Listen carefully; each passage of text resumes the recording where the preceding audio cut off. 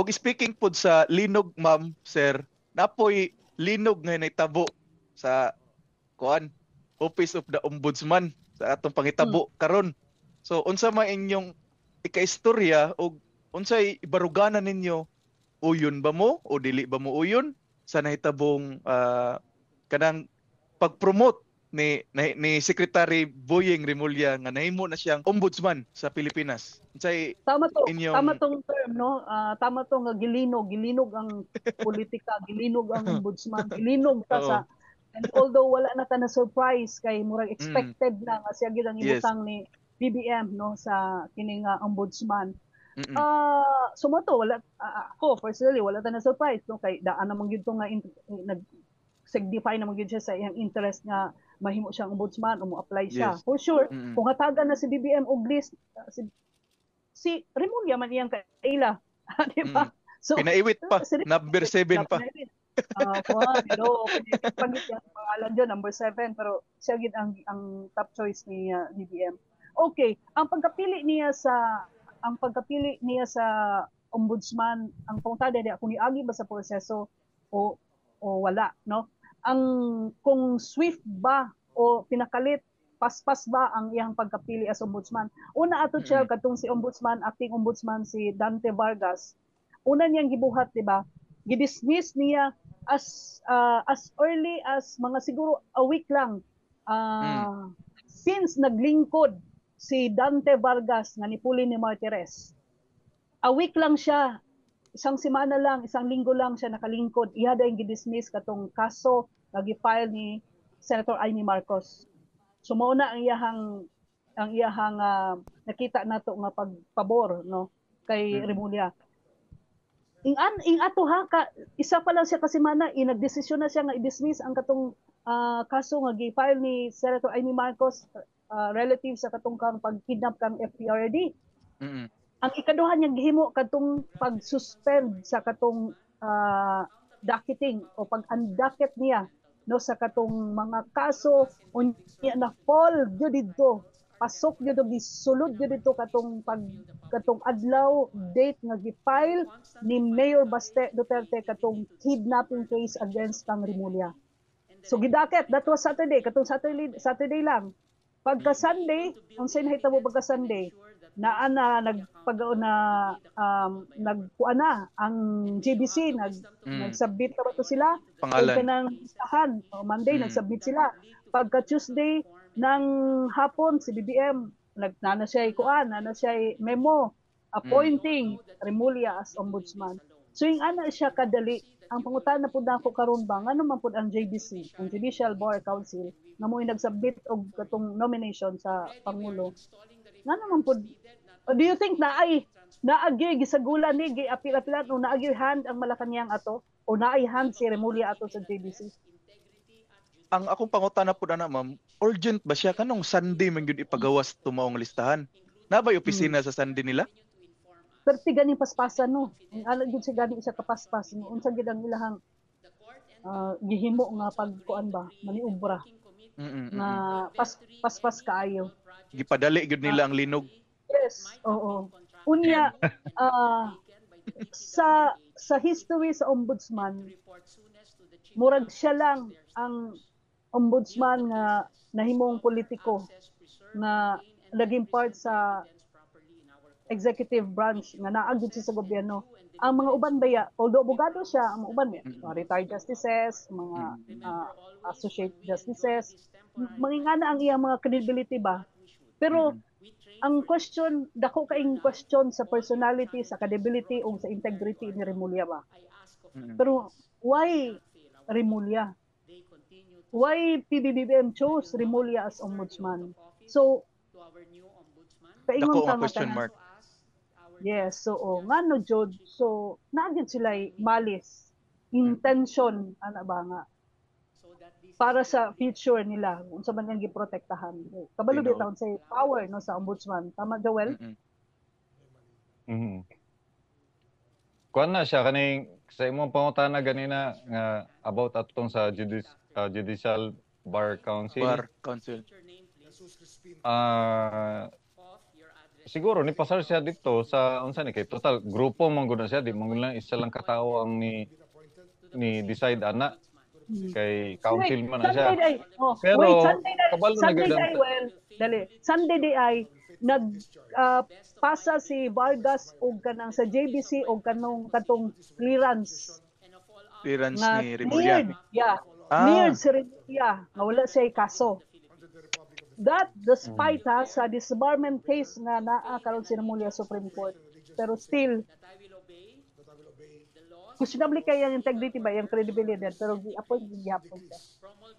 oh kwan siya kung sa ano ingana then katuro man gyud ang kwan ang queue nga gihulat sa Malacañang nga mosulod lang siya sa JBC Yes. kwan kining shortlist. Pero Mm. siya man gyud ang pilion gyud sa Malacañang bisag kung sa pay may tabo Malamang. dito. Correct.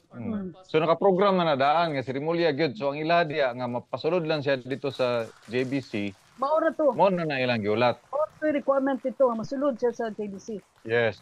Kay kung wa siya masulod dito, wa gyud siya chance O nga gani. mo ombudsman. So Mm. political gyapon bisag kuan man gyud, bisag unsaon nimo nga unsa ni. Siyempre, gi-appoint ko siya og politiko. Any ombudsman nga i-appoint og politiko, political decision gyapon ang kuan din na. Kaya, ang question na to is, ngano bang si Rimulya nga ang iyang mga kauban ang unom, mga ex-justices, mga may gusto sa retired imo ang justices. presidente. Atong Kunya, presidente. unsa man di man Kaya ganit, oy di na ako na presidente oy. Lagi, nanay malis, lagi purpose nga nung naa siya din na ba? Diba? Precisely. Oo. Sinabi ang mo question, pa. ang una ang question pag ano niya, pagka Tuesday afternoon, di ba, nigawas tong memo nga siya, gi-appoint siya. Nag-press con dayon sa Rimulya, di ba? Pagkahapon, nag-press con dayon yun sa ingon. Isa sa mga question sa media, kung ano ang unang gagawin niya pagkaupo niya as ombudsman. O di ba, anong sagot niya? I will review ano ito. Unsa to yung term nga gigamit niya nga i-review niya ang statement of assets and liabilities ni VP Sara. bubuklatin natin. Ana to siya. Niya single out today nimo si VP Sara. So, kana pa lang daan Duterte na dayon ay Dili ang kuan nila ma'am, sir, murag nangita sila og way nga di gyud padaganon si VP Sara karong 2028 election.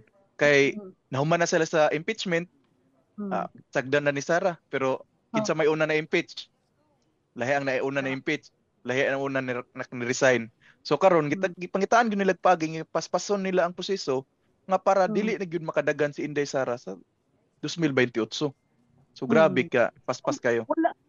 Kung wala sila nag-succeed sa kining impeachment kay murag malabo na magina although sunod tuig February murag imposible na kayo nang makuan pa ng impeachment against VP. So diri sila sa ombudsman. So pangitaan og taan ko nila nga ma-suspend or unsa bay pwedeng mahimo nila. Pero ampo lang ta nga dili gid i-allow ni mga dautan nga ba nga mahitabo no sa ato although naa nasudlan na gyud sa tanas ning gobyerno kanang di lang gyud mamulampos pa no sa ilahang mga dautan nga mga plano ba kay pangitaan nila og buslot jud nga why mga Duterte nga mo sulod sa national. In fact no sa kining survey sa ito tangheri ba to sa tong latest survey nga nigawas nga pabor ang mga Pilipino sa snap election, nisulod ang duha ka mga lalaking Duterte sa pagka-senator. Unya si VP Sara as president. Gabi. So, ana ba? So ila ginangdutan si ang mga Duterte lalo na si VP Sara. Napay usa ka i-open niya nga kaso katong kaso sa una sa face shield gani Parmali. Parmali. So iyang na po nang tingkayon kinsa tong mga bilong ana nga mga kuan, mga Duterte supporter. So possible mapil pud ang mga senator nga nasa kang Duterte nga linya. I don't know unsay na nahitabo. Malamang no. Malamang kana ang mahitabo Joel og Archel no kay isgutan naman po daw tong Parmali pandemic supplies scam nga ingon. Ingon ni Rimulya iya daw tutukan no. Iya daw tutukan kadtong Parmali pandemic supply scam nga bilyon-bilyon po daw no ang bilyon-bilyon peso ang kuan kanang nagamit or ni question nila karon. So para sa ako ako ang baruganan diya sa issue ni Rimulya, kung i-single out niya si Inday Sara gamito ng SALN, foul siya. Dili siya maayo. Pero kung i-open niya ang tanan nga i-open niya for public scrutiny ang tanan nga mga SALN sa tanan nga mga opisyal sa tibok Pilipinas, approve ko din ha. Ayaw lang i-single out isa ka tao, isa ka politiko, isa ka opisyal. Pero kung i-open mo na tanan nga kita local, ma-access nato ang SALN sa ang mga governors, mayors. Hindi ta maglisod nga gipahirapan ta tong ombudsman nga piragaba katong daan nga ombudsman nga way ayo, dili transparent. So kung inguna nang buhaton ni Rimulya i-release niya na open siya no for public scrutiny, kita pwede ta maka-request in the interest of kaning sa kuan no kanang transparency sa interest sa public nga may balaan kung unsa nakadato ang mga opisyal nato karon. Way problema na. Ay lang pod nang isa ra ka tawo imuhang ipiton. No? Specific lang o sa katao. Ako pabor kay kuan na nga i-open ang tanan nga SALN, no? Iya man gisulti nga i-open yang SALN. Sige, i-prove nimo. Sulayin daw nato Ma'am Ruth og request ang tanan nga mga SALN diri sa tanan governors, mayors so, sa Davao region. Ang ingon niya kaganina nga SALN sa presidente, vice presidente, members sa cabinet, senators o mga congressmen. Let us see kung dili siya selective no sa iyahang kuan, sa iyahang posisyon as ombudsman. Mo nay gwapo. Mo nay challenge sa to sa iyaha. Mo nay challenge nato sa iyaha nga i-open na siya kay dapat ma-access sa public. Dili kay pareha sige mo sa katong daan nga ombudsman nga peragaba. May ragyun nga nahuman ang term adto, moro to nagdalang tigaw. Ano naman itago man niya ang mga SALN, kay nasuko siya nga SALN iyang SALN daw sa unang giscrutinize sa media. Di mo na iyang gitago ang tanan SALN di na niya ipa-open.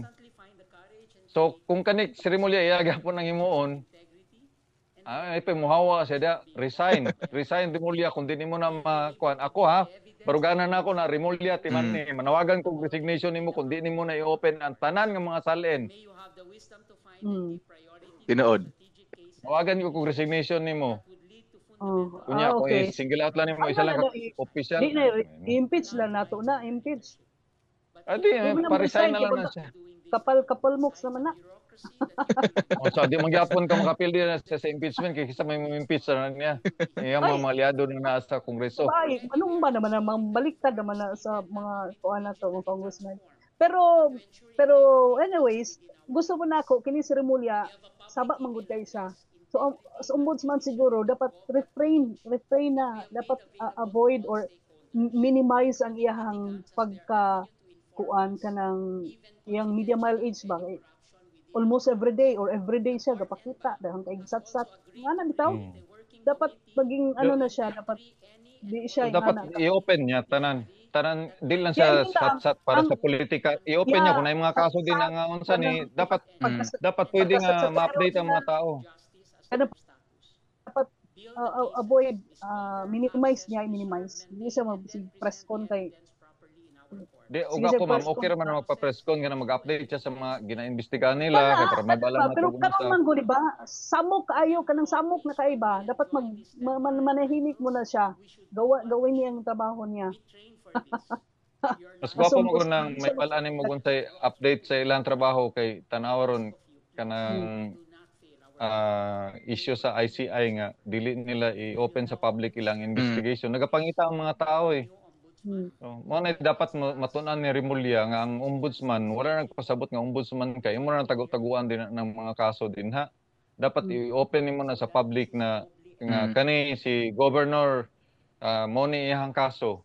Di kay ma-surprise na lang ka nga igo na lang ingon sa ombudsman nga suspended ka for 6 months. Ha? Yun sa makaka-suspended. Ano trabaho sa mga ombudsman? pero ano gabang ang mga ombudsman. dama po siguro ni mga notice uy, lain po og diretsohon ra. Wala siguro Tanaw publicize ngano reklamo man lagi si kuan, nga si desisyon. kita to, katong mayor sa Cebu nga suspend. Mayor Rama. Si Mayor Rama. Ombudsman may nagtira to. Kisa pa gitira sa ombudsman. Di na ako ka-remember kisa pa yung mga giigo sa ombudsman, no? Pero I hope nga this time medyo na transparency sa ombudsman, pero dili na sige kyak about politika. About siya sa kaso, dapat mag-update sila. Kung dili sila mo single out og mga politiko og mga opisyal sa gobyerno. So, Kaya mo na dili maayo. Og mo na i-expect na to kay Remulla. Nga, Yes. Paresigno na ako siya, manawagan ko sa iyang resignation, timan na ma'am, kung di niya na tumano ng i-open sa public ang tanan nga mga salen. May na makabalotag pilay salen ni Kuan. Sunod tuig salen ni congressman ni councilor Romualdez. Oh. Ni Romualdez tinuod ba? I-request daw ma'am, tinuod ba nga 3 billion nga ang kang Romualdez nga salen iyahang kuan karon worth ni Romualdez 3 billion. Dapat i-open na ni ano. Di ba? So kung pila release para tanan na to pila kang Marcos. Pila worth ni Marcos karon. Pila sa kabilyon. Si Inday Sara pila sa kabilyon. Si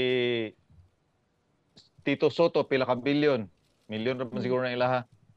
Si Saldico pila ka bilyon. Saldico ra gay bilyon. Man. So, ang among congressman.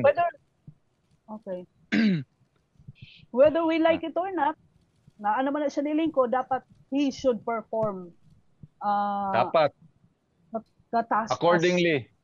Yeah. Hindi selective, no? Properly and accordingly. Walang kinikilingan, dapat wala. Mag-investigate ka. Imbestigatanan. Ka og salen. Dapat dili sa katao lang, dapat lahat ratsada.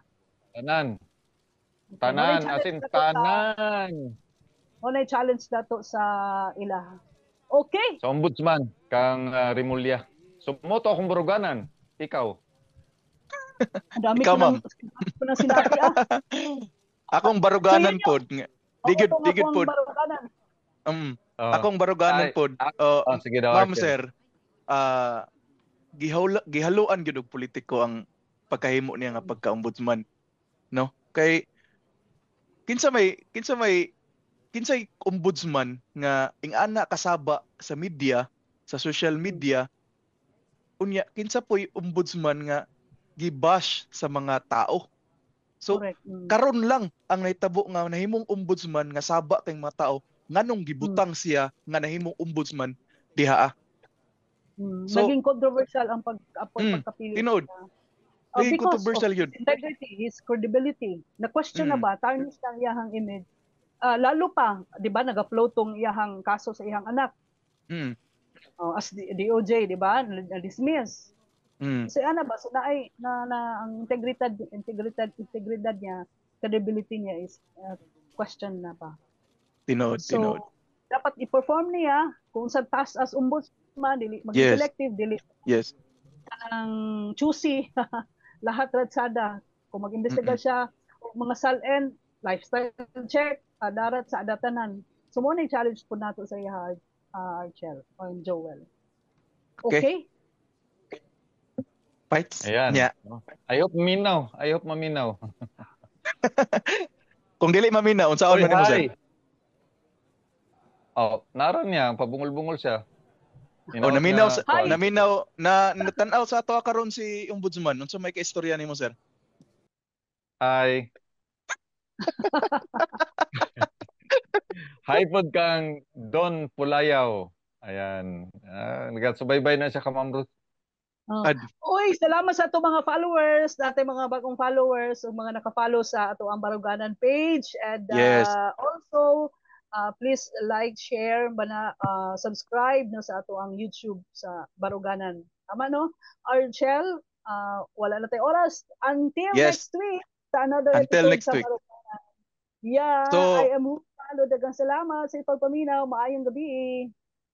Thank you sa inyong tanan. So salamat sa ato ang na nagtan-aw og ayaw pud mo kalimot sa pag-like and share aning video o kung kamo naapoy gusto nga barugan palihog comment lang pud mo kung unsa yung barugan kay ato nang isgutan sa sunod na pud nga mga episode. So daghang salamat og mayong adlaw sa inyong tanan. Ma'am, sir, salamat sa inyong panahon o hinaot nga safety mo diha kanunay og magpadayon lang tag-ampo ah, sa inyong proteksyon sa nahitabo linog diha sa Davao Region. Daghang salamat og mayong adlaw kaninyong tanan.